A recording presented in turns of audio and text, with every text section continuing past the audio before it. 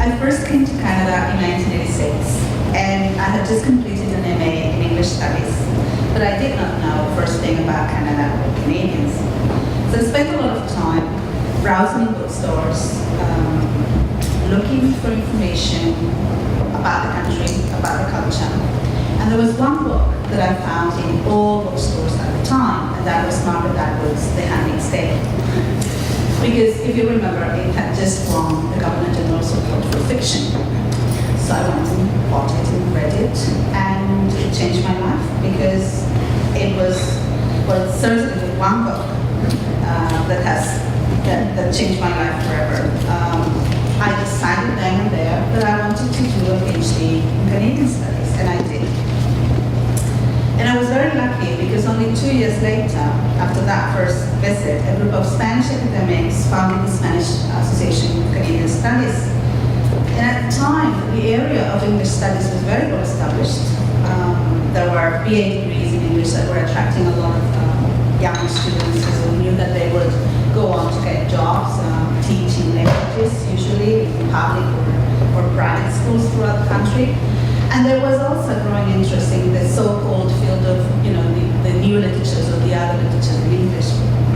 And there were already quite a few modules taught in several Spanish universities that addressed the study of Canadian literature either separately or in the context of these other literatures. So the foundation of the Association for Canadian Studies in Spain in 1988 capitalized on the synergies within Spanish academia.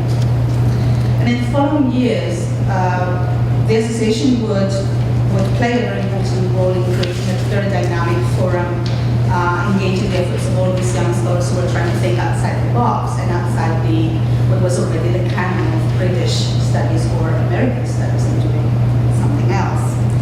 So as a young and upcoming graduate student myself, I found in the association a lot of support, and that was very much appreciated. I needed that kind of support. I needed people to talk to about the texts and the authors that were engaging my imagination and my efforts. So that's one point I would like to stress here, that it's important that there are associations that are well run elsewhere outside of Canada, and they may get funding to nurture new generations of Canadianists and to promote more generally cultural understanding. Another life-changing event for me came a few years later, 1999, because I spent some time at Dalhousie University in a research visit, and it was there that I met the Black Nova Scotian writer Georgian Elliot Clark that Michael has already mentioned.